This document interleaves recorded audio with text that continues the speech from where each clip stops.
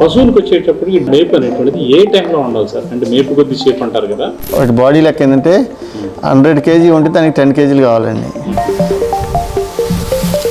ఇది కూడా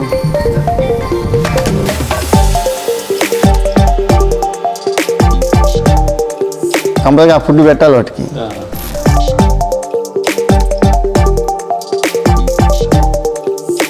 అదేనది మన పందిలా బలిసిందంటారు. అది ఇంకా అట్లా బలిసిపోద్ది కానీ అది ఇంకా కట్టదు, వేస్ట్ అయిపోద్ది, వస్తాయండి.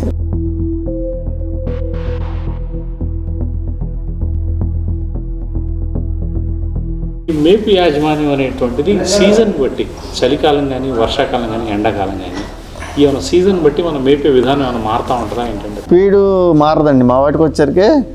గ్రాస్ వానాకాలం ఒక టైపు, ఎండాకాలం అట్లా మారదు. ఇంకా ఎప్పుడు అన్ని గ్రాస్ ఒకటే గ్రాస్. అవి ఇప్పుడు జొన్నలు ఉన్నాయండి, 90 రూపాయలు ఉన్నాయి కేజీ.